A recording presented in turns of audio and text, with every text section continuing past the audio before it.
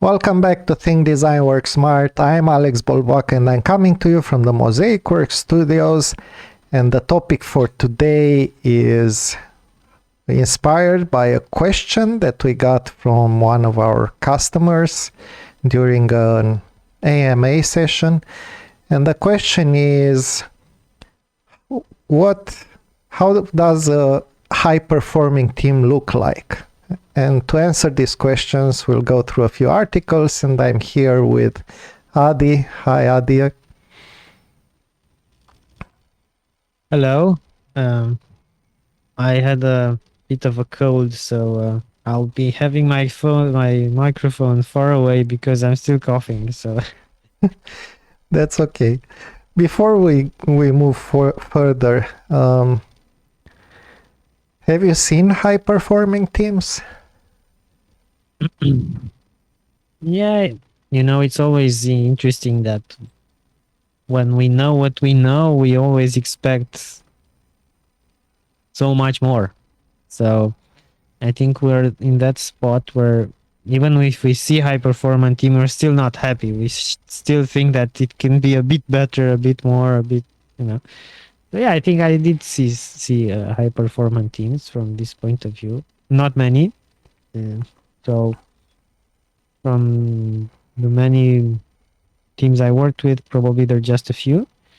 I did see those, but they're not perfect. Okay, that's the idea. Well, no team is perfect. Nothing is perfect, exactly. So that's why maybe people need to consider that and take that into account. Not perfect. High performance is not perfection. It's continuous improvement. Exactly. I think that's actually part of it. It's also the case that software teams need to adapt continuously to challenges and changes in the environment. So this means you can never be perfect, or you can never be as effective as you'd like, in a way, because things change around you. So I think part of it is actually continuous learning.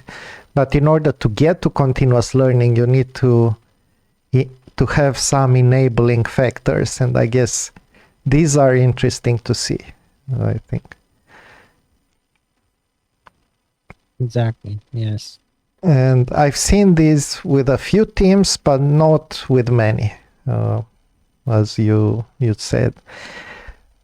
So just to go back a bit to what happened, I had a paid AMA session with Ask Me Anything session with one of our clients, and 500 people attended. It was quite interesting. And I got a bunch of questions before the actual session, and then for about 2.5 hours, I did a short presentation and then answered questions. And the questions were mostly about Agile and Scrum. But I mentioned at some point that, Scrum, the goal of Scrum is not to do Scrum. No. And this comes from Jeff Sutherland. So the idea with Scrum was to bootstrap high-performing teams. So the goal is not to apply the same things, but to start with these practices from Scrum, and then due to the continuous improvement nature and learning, empirical learning, get to a point where your team is high performing. And that is different for every team. That's another thing that's often difficult to understand by managers. High-performing teams, Scrum teams that end up being high-performing are not doing the same things. They are actually quite different. Because how do you get to be high-performing? Well, let's look at sport teams, right? No two sport teams will play exactly the same style. If you take football or any kind of sport team, basketball, they won't play the same style. They will have different styles, and they will play on their strength and figure out ways to compensate for their weaknesses, right? But every team is different. No two teams are the same. And I think this was the most important thing. And then I got the question, so how do I know I have a high-performing team? This was coming from Scrum Masters. Well, in this organization, they don't really have Scrum Masters. They have that, they consider the Scrum Masters are not useful, and they had something else. So, Well, I mean, that's not the essential part to have a Scrum Master anyway. It's one way. It's not the only way, right? yeah, but I think, well, we've talked about this before, so I won't go into more details. We have a whole video on what makes good Scrum Masters. Scrum Masters are a pretty good solution to this, because somebody needs to focus on the team. And if you have the product owner doing this, they are not really focused on the team, they are focused on the product. If you are having project managers do this, some of them are really good at it, but they will also tend to focus on other things, on productivity. And actually my answer to this question was that most of the things, well, I gave a longer answer, but the gist of it was that most of the things that make a team high performing are actually not technical in nature. They are psychological in nature and related to group psychology. But then I realized that there's actually a good question, and we can look at more details on this. And so let's look at some of the resources that I found. Most of these resources are related to HR and leadership, which makes sense because this is where you want to have to think about high performing teams and how to gather. And so let's take a look. This is the first one from SHRM. I'm not sure what this stands for. And it says, I like that it gives a good definition. It says a high performance work team refers to a group of goal focused individuals with specialized expertise and complementary skills who collaborate, innovate, and produce consistently superior results. So this makes a lot of sense, and it makes a lot of sense in the context of software as well. Yes. We have individuals, specialized expertise, complementary skills, precisely the definition of a cross-functional team. The group relentlessly pursues performance excellence through shared goals, shared leadership, collaboration, open communication, clear role expectations and group operating rules, early conflict resolution, and a strong sense of accountability and trust among its members. And I think this captures the essence of all this. I mean, we could discuss about this, only these things for the rest of the video. Yeah, I do have some objections, of course, but yes, let's see. So first of all, let's go on the good things first, and then it's good to hear the objections as well. Shared goals. I think that's obvious. This is one of the things that's really good. Yeah, that's the most important thing. But shared goals means that they really have the goal. It's not the manager's objective, and they just say, yeah, okay, we'll do what you're saying. Yeah, so it's in the context of accountability, and it's, shared leadership, cross-functional teams, again. Exactly. There's a kind of a shared leadership. Collaboration, yes. Open communication. And we can go into a lot of examples here. So for example, open communication. If somebody else from the team does something that makes your job harder, give them feedback. If you receive feedback, discuss that feedback and be open to it, and so on. Now, clear role expectation and group operating rules. It's important here to mention that if we are discussing in the context of a cross-functional, let's say Scrum team or XP team, the role expectation is developer. So it's not you are a tester, you are an analyst, everybody's a developer, everybody contributes to the development however they can. So, and group operating rules, this is done through the social contract that you should define for the team. Early conflict resolution, so again, you discuss if you have conflicts, and then strong sense of accountability and trust among its members. If you don't trust your colleagues, of course you won't have open communication, you won't have collaboration, and so on. Yeah, that's where everything starts, I think. And unfortunately, maybe going back to your initial question of what are the teams that I saw being effective, I can say what the teams that I see that can't become effective is exactly not having trust in each other. So having this sentiment of lack of trust, it is awful. It's really cutting the energy, and it's like you don't have any wings to fly like that. It's really difficult. Yeah. So that would be their definition. Now, what were your objections? Yes, so I think that for the specialized expertise, it's not necessarily like that.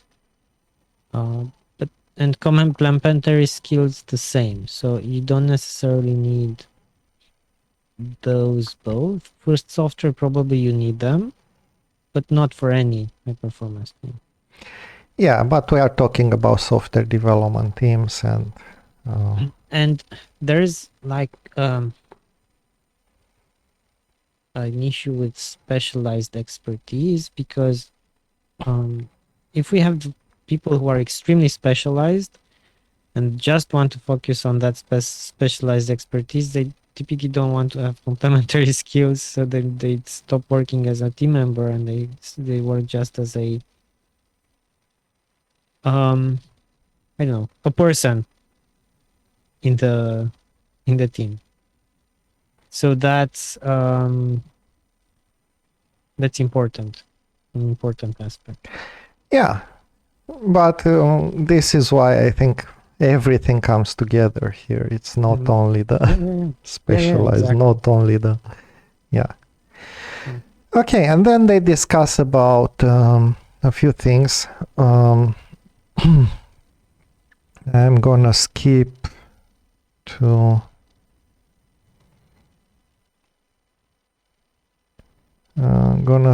down. Let's see.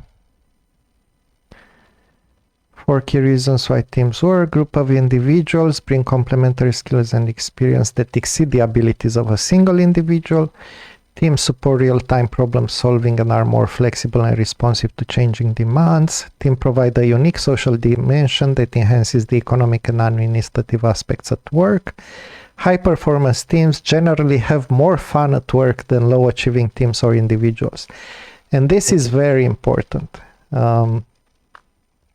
So in my answer, I realized that I discussed a few factors about this, but I ended with the fact that, these teams will tend to have fun. They will pull each other's legs and they will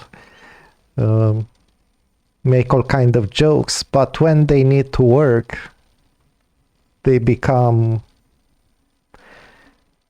they get together and Yes. they work Yes. effectively, right? So it doesn't mean that everybody's very serious at the job, and this is why you have. It's quite the contrary. They will have fun. Yes. That is an interesting aspect to look at, because I think so you can have a team with with team members who feel really well together, but they're not effective. They're just, doing whatever, but they cannot succeed to be effective. But typically, a high performance team is a team that you look at them, that they have good personal relationships, and they in a way like to be around each other. Okay, that's a very social aspect maybe of a high performance team, and it's really important to take it into account.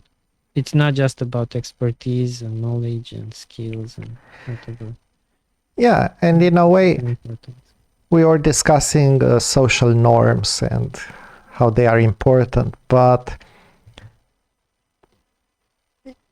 what you see in these high performance teams is that sometimes they go over these norms by in order to have fun. Mm-hmm.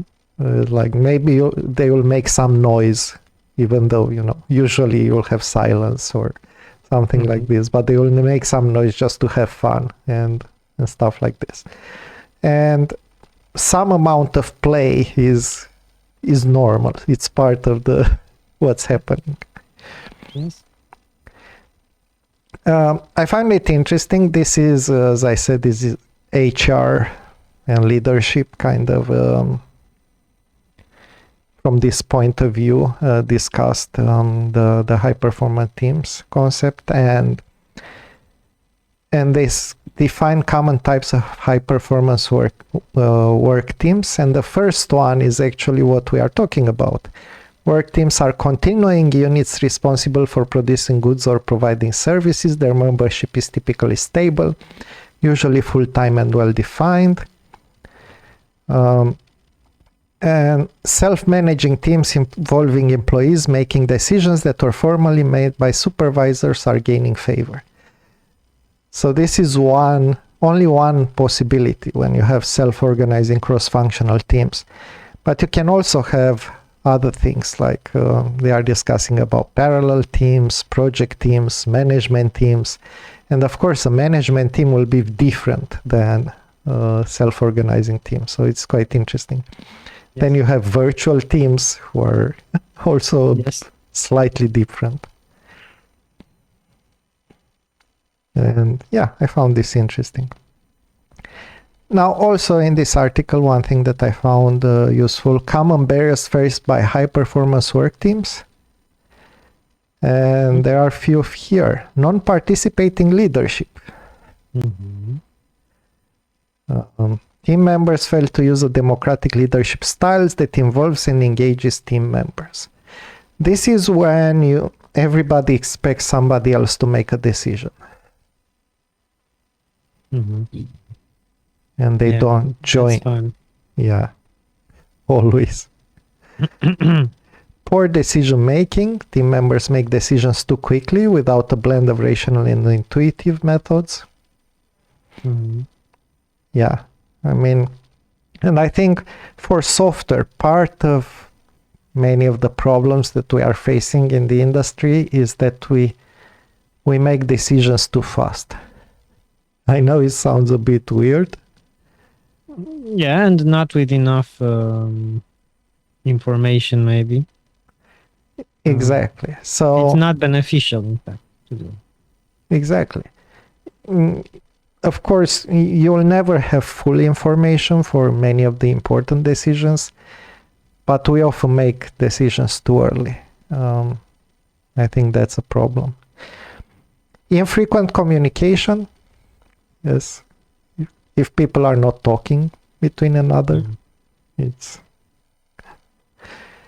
Diversity not valued. Team members do not value the diversity of experience and backgrounds of their fellow team members, resulting in a lack of diverse viewpoints and less successful decision making and solutions. Yes. Now, there's a whole talk of around diversity in our industry, but I think, to me, the most valuable is to have a diversity of points of view and backgrounds. And Yeah, I think it all values and goes back to maybe trust and maybe it's again a social thing, right? If you look at someone and immediately you say, this person really doesn't know what they're talking about because I don't know, because you just have a preconceived idea about that. So I think basically, or the main idea is to try to look at anyone. What could this person teach me? What could this person? What is are they talking about? Does it make sense? So don't judge and just look at facts and whatever they're talking from a logical point of view, or So I think this is really important to look at. But yeah, maybe it's not that easy. It's just easy to say, but it's not that easy.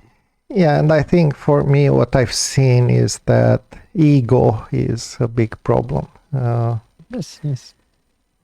Well, we can discuss a lot about the psychological aspects of programming, but one of them is that you completely control the computer through code. And this can easily inflate your ego to the point of feeling like a god. And then when you discuss with other people, you have this god complex. And of course you are right. And when you try to solve problems, when you see problems in other domains, you know how to solve those problems better than the people who are specialists in those domains, and so on. So you have a lot of this. And of course, if everybody has these big egos, then you'll have a problem here. So it's good to learn humility, You will think about it in the other way. You will make mistakes. Everybody makes mistakes. Mm-hmm. So how can you deal with that? Well, maybe you can ask somebody else, Yeah, but I'm not doing mistakes. Others are doing mistakes. Of course, yeah. Well, okay, but we'll skip on this because that's probably a whole video in itself. Another factor that doesn't help, lack of mutual trust. I think we discussed about this. Inability to manage conflict, yes.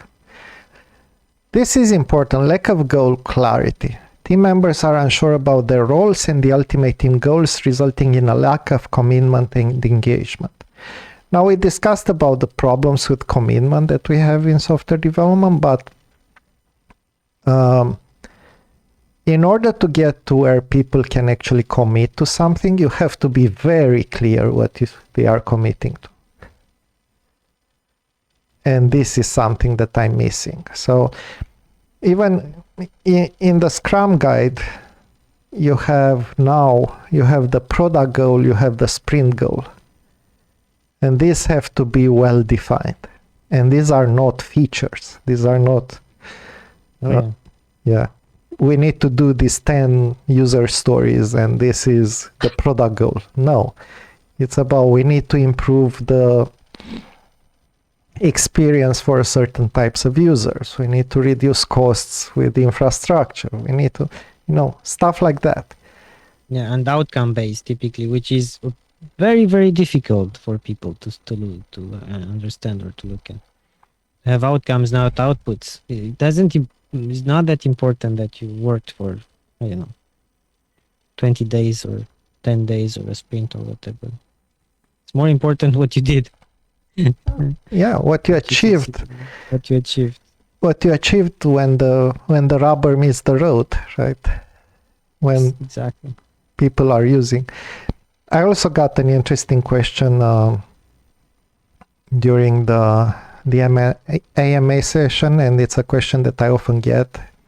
If we are doing a product that's for internal people, how do we measure its advance in terms of money? And I say, okay, you don't have money directly, but you have a proxy, which is the time that you save for your people when they are using the product versus not using the product.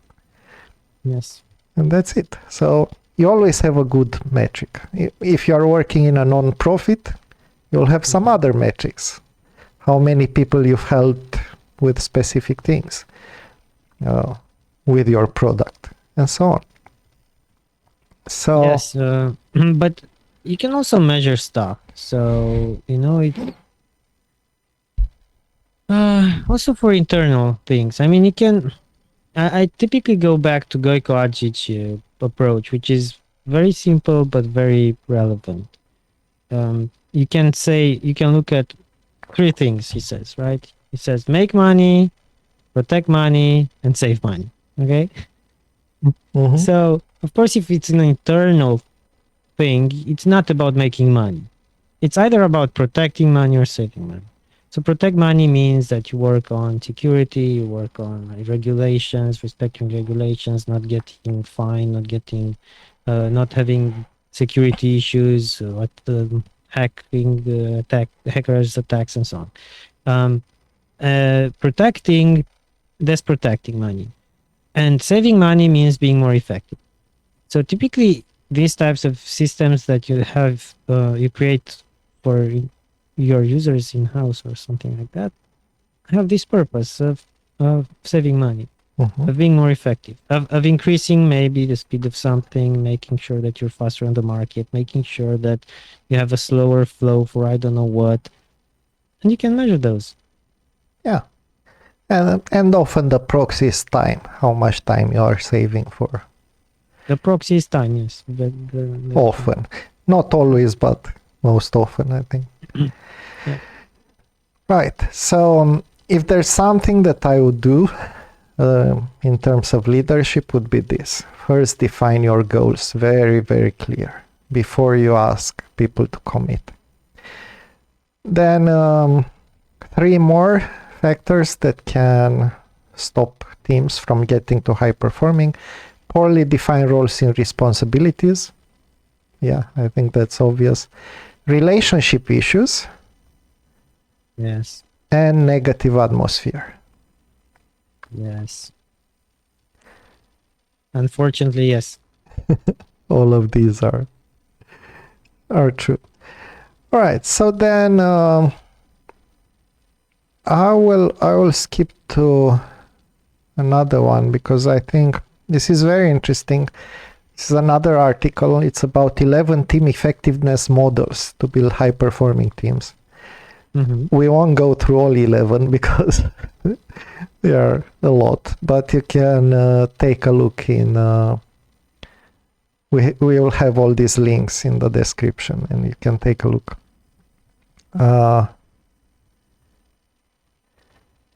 And I found a few of them interesting. Let me just skip first to the one that we actually know, which is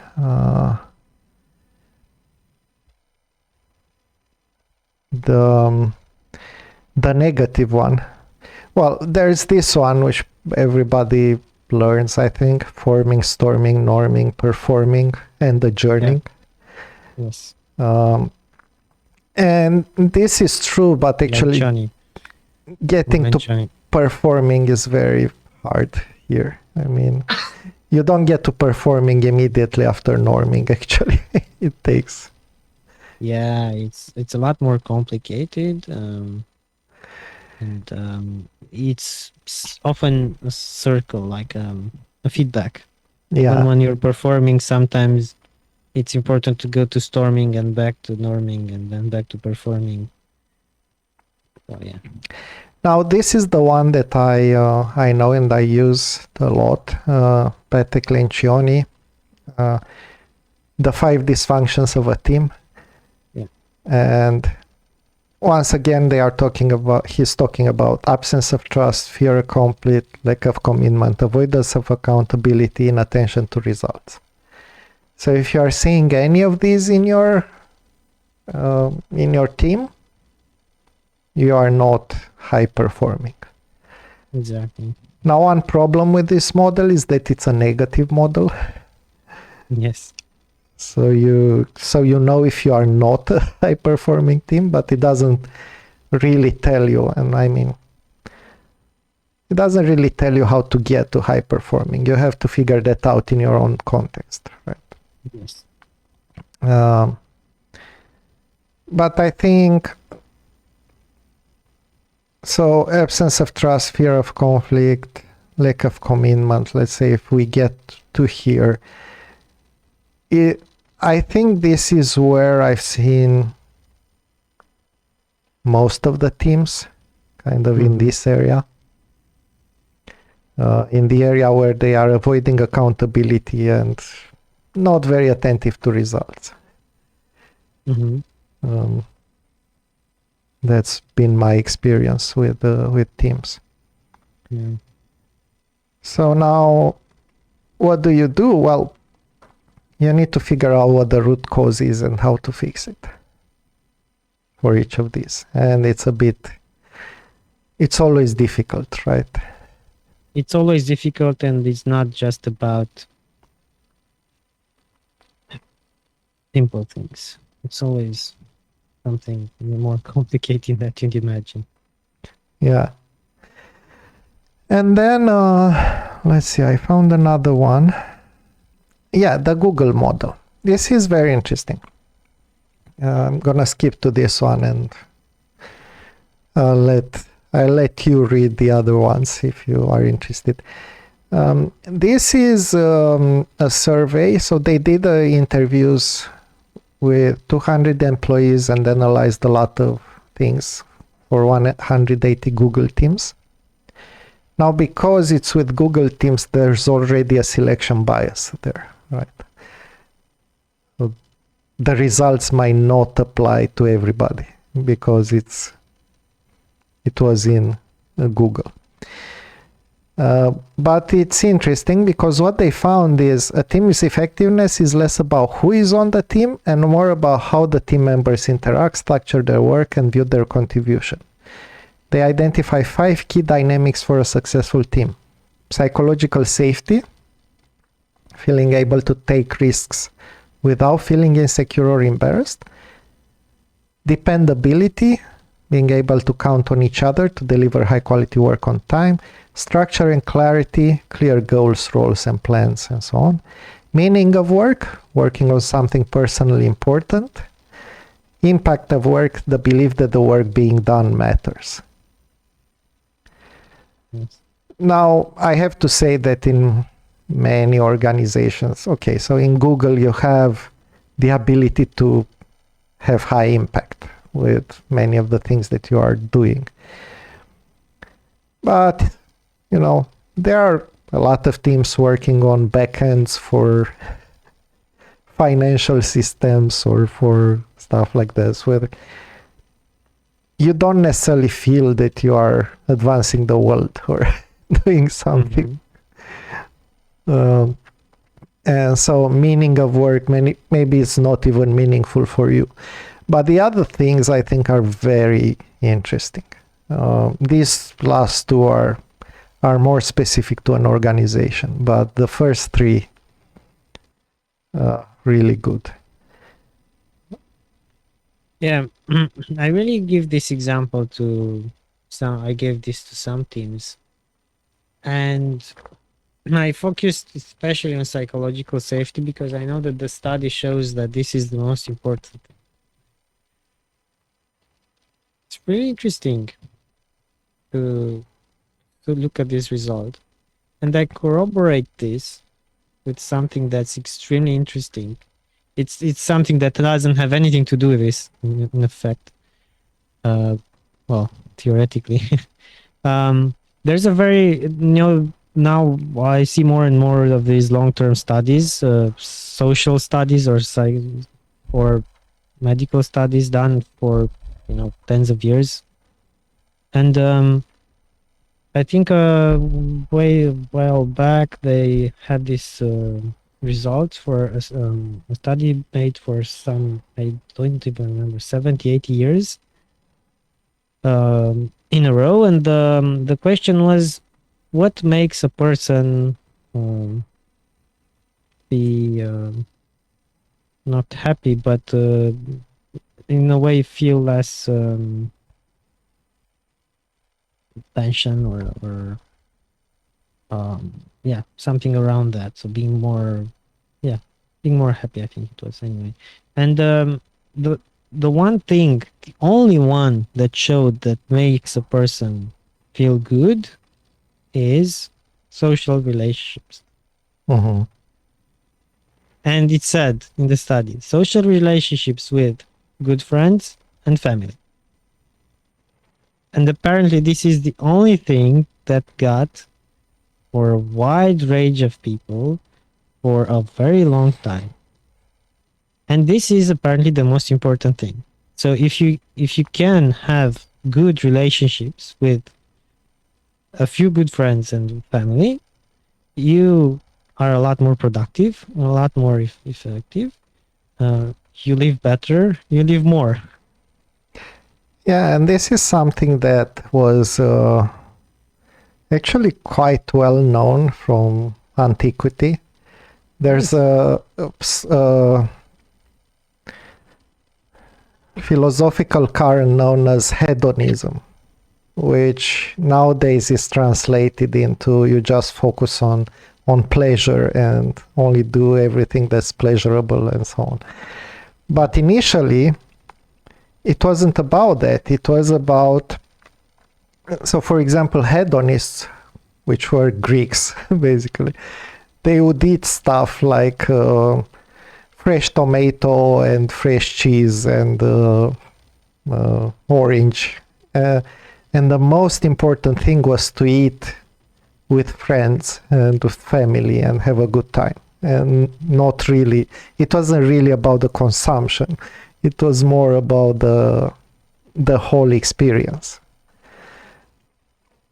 And so this is well known for a very long time, but it's good to see that they found out scientifically now.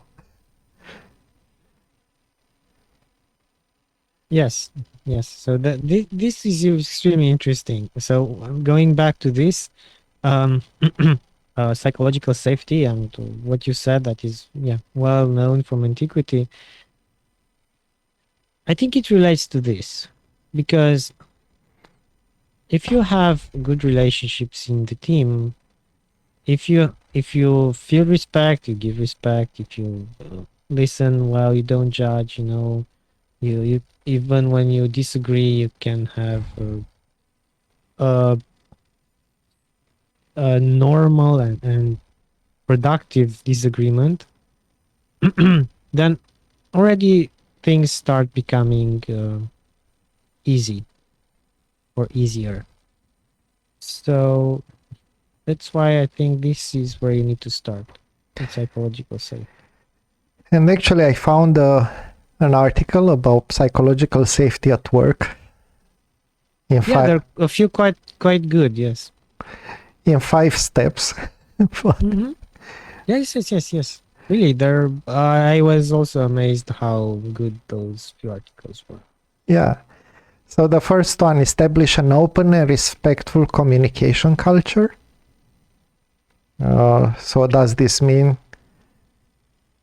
A variety of methods and channels through which people can share their thoughts and feedback. And that's very important, right?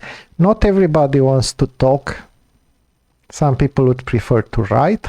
Some people would prefer to write by hand. Some people would prefer to write by, type on a keyboard.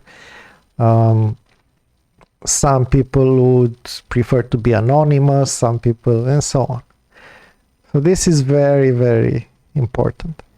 Ask open-ended questions and encourage questions from others. So this is, once again, it's something that we know as coaches, Yeah. if you ask just questions that are closed, it doesn't help a lot. Hmm. Always ask open-ended questions and and listen to the answers with attention. That's Yes. It's about, yeah, we don't want need to go too fast and too deep into these topics, but I would go, I would recommend everyone who's listening to look into active listening, because that's really important. mhm. Communicate with empathy.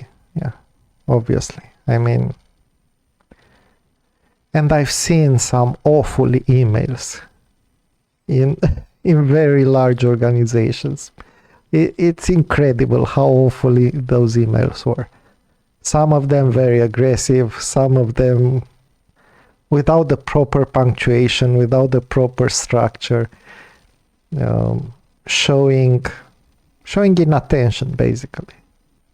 If you don't put in the effort to um, write an email that is easy to read by the people you are writing to, then what they understand is you don't care about me, right? It's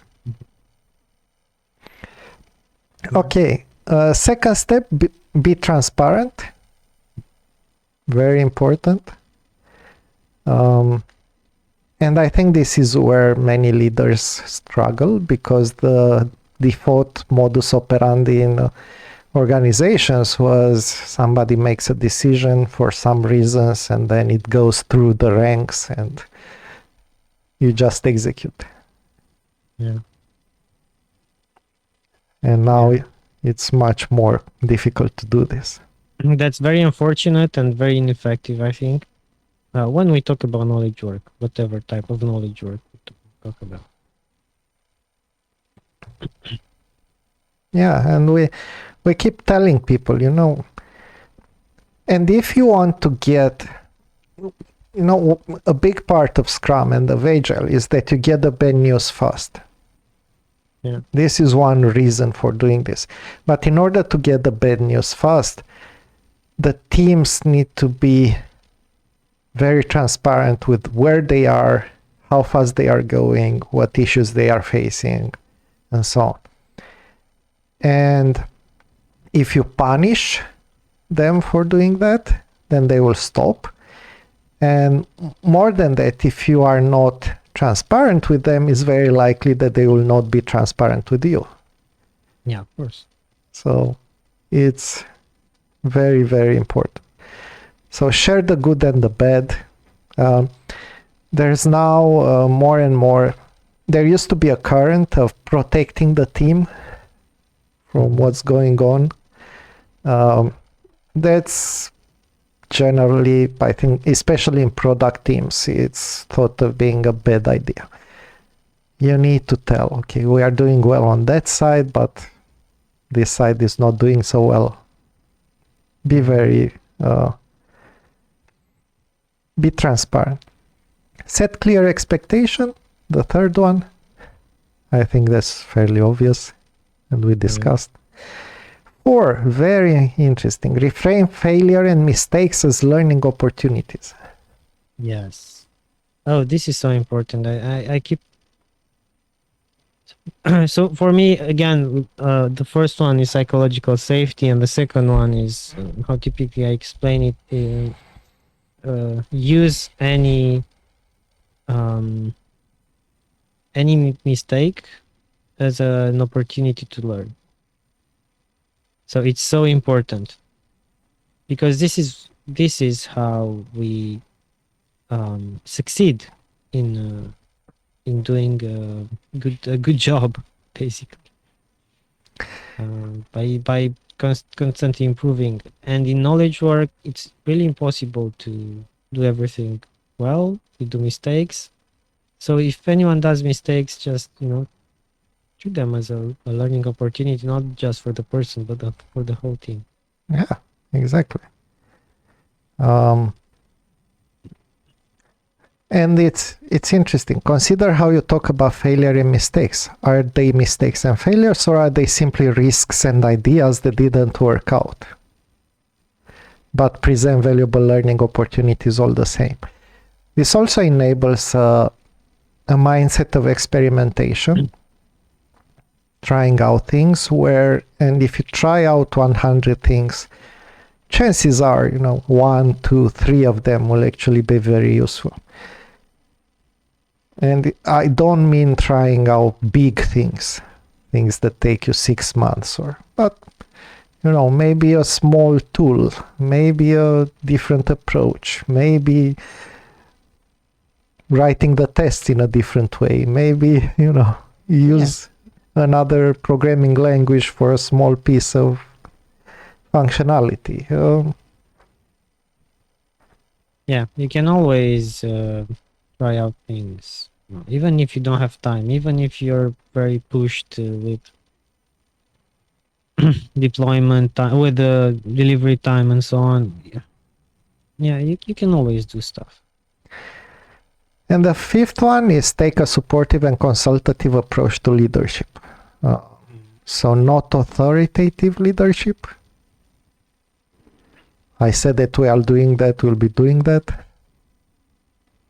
Yeah.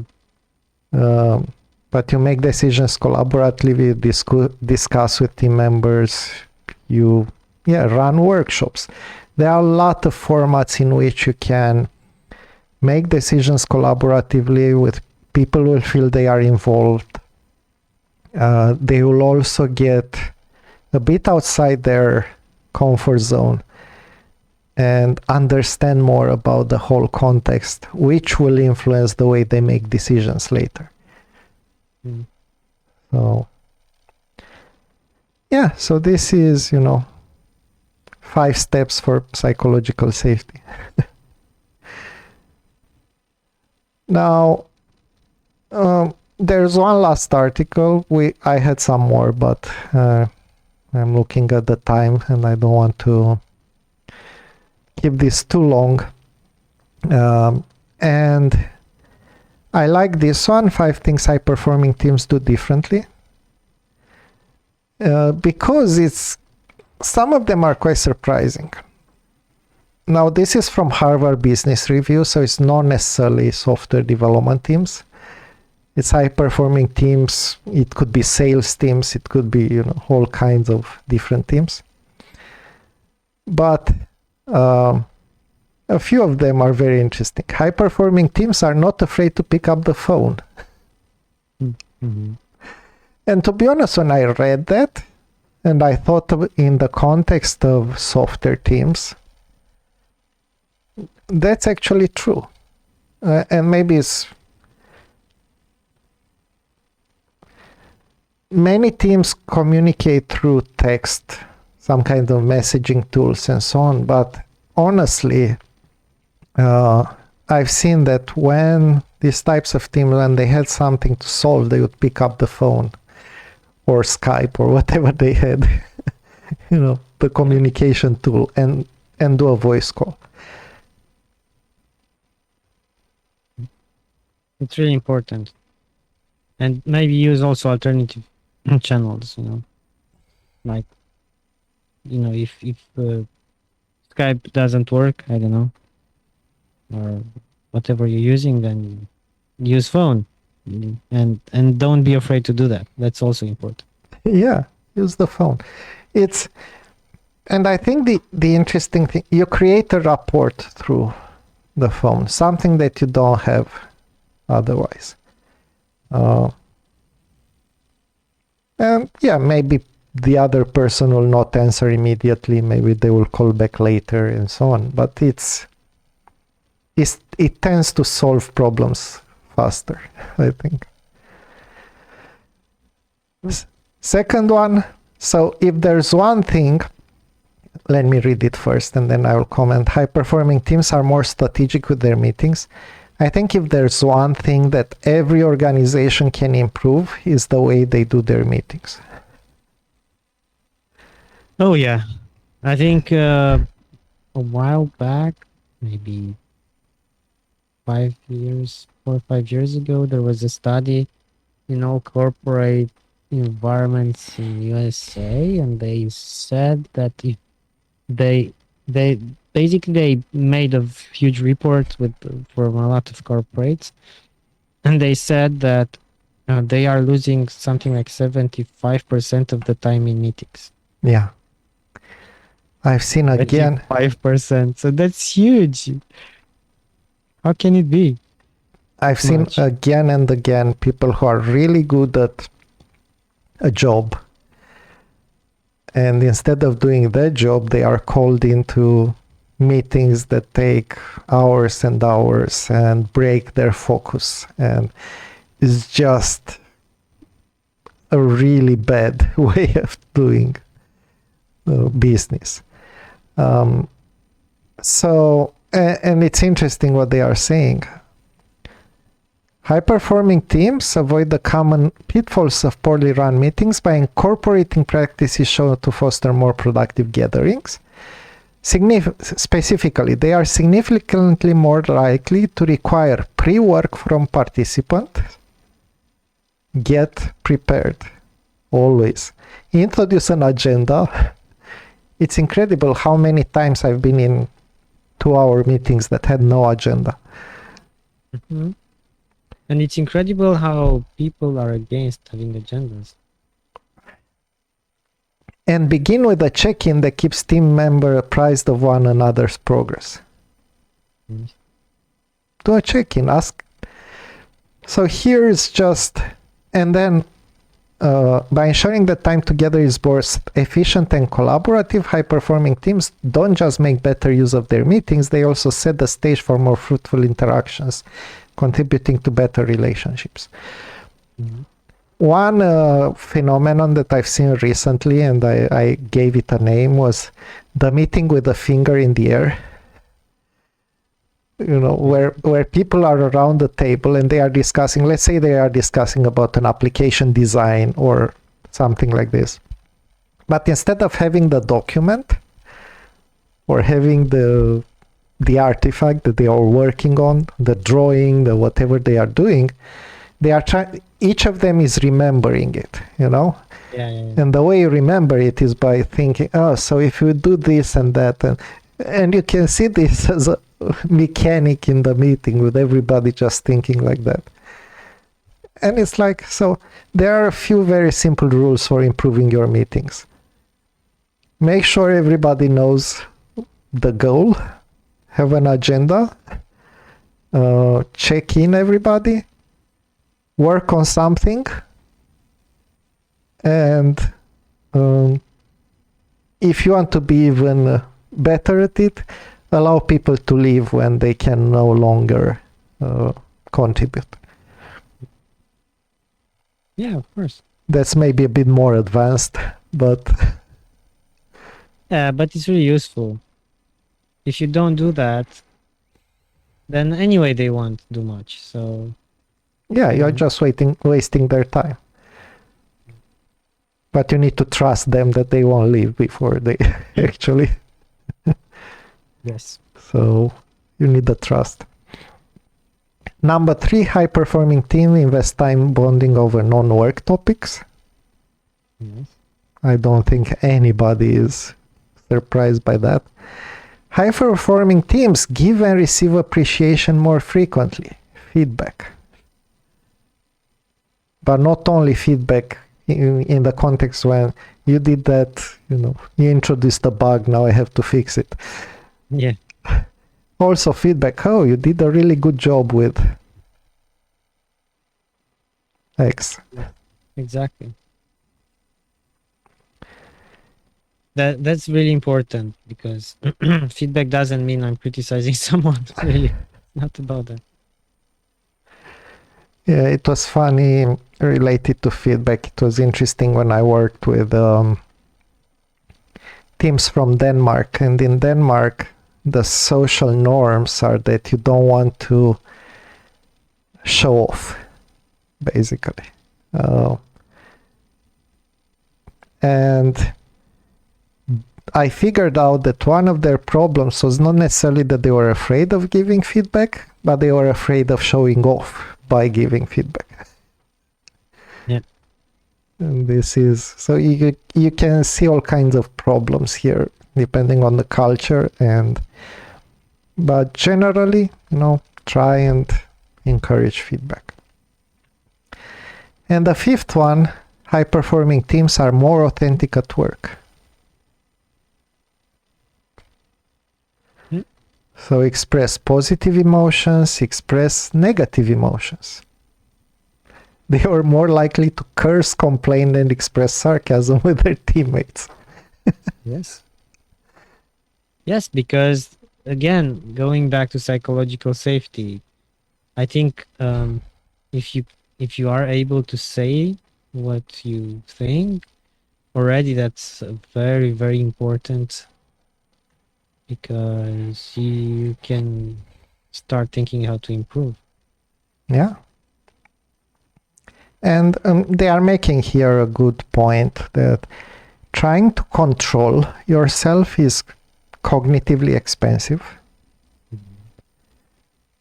And so think about it this way. You have a limited bandwidth for your brain, right? A limited number of brain cycles per day, let's say. More or less, depending on how rested you are, depending on, various things. But generally, in a given day, you have a limited number of brain cycles. And if you spend a bunch of brain cycles on controlling yourself, on being very, very careful with what you are saying, who you are talking to, and so on, then of course you won't spend your brain power on the useful things. Yeah. And I think this is why you get here. But to get here is it's obviously very challenging. So these are all the articles that we'll be going through today. I think it's already quite enough and useful, and a good starting point. Now, I do have a few, maybe one or two stories to tell before we end. One of them is regarding psychological safety and transparency. So when I was leading a product team recently, there were some bad days, right? There were days when I wasn't feeling really good. And on those days, I would just go and say, okay, so today I'm not feeling that good. Who can help me fix this, with this task and so on. And coming from a leadership role, this is, slightly leadership role in that case. This sets the tone for the team, right? And I got them the feedback that, so I didn't realize that I could say this at work. Yeah. Which shows you how even really good people, they don't know that this is possible. So you have to show them. Right. Yes. And the second thing was when I made some mistakes for the design of parts of the code, I would always be very open, very clear. Yeah. Now I'm looking at it. I tried that. It's not a good idea, but we learned from it. Next time we won't do it like this. What did we learn? Let's see what we learned. Once again, setting the stage, setting the general feeling in the team. I think it's very, very important to do that. So before we close, anything else you'd like to say or share? Topic is so complicated. I don't know. I think it's unfortunate that so many teams are, I wouldn't say unproductive, but they're just very unhappy. they work extremely bad just because of how the management is, and the organization and the relationships and the products and the tools and so on. And that's so unfortunate. We have so much wasted time, potential, uh, energy, money into things like that. And that's really unfortunate. Yeah, I agree. It's, to me, when I look at people, and this happened before I was a coach, but one of the things that I hated the most was unfulfilled potential. I think people have a lot more potential than they realize, and often it's lost in a kind of limbo. You are in a context that you don't realize it's bad, or at least unhelpful, if not bad, at least unhelpful for you. And you don't see a way out, and that is often, yeah, it's not a good place to be in. And I'd really like more people to get out of it, but the way to get out of it is actually by taking responsibility, learning other things, getting out of your comfort zone, understanding what can be possible, and so on, before you take the jump. Because, of course, so changing your job or changing the environment at your job, these are can be very difficult things. But if you know what's possible, and if you have the necessary skills together, it all gets much easier. And it's possible together for many people. Yeah. So that's it from us, I think. Yes, I think so. All right. This is it for this episode of our Think Design Work Smart series. And what we discussed today is about high-performing teams. What do you think about this topic? Have you been in a high-performing team? Have you seen high-performing teams? What are your challenges toward becoming a high-performing team, or a member that can enable or can be part of a high-performing team? Let us know in the comments. We love having comments.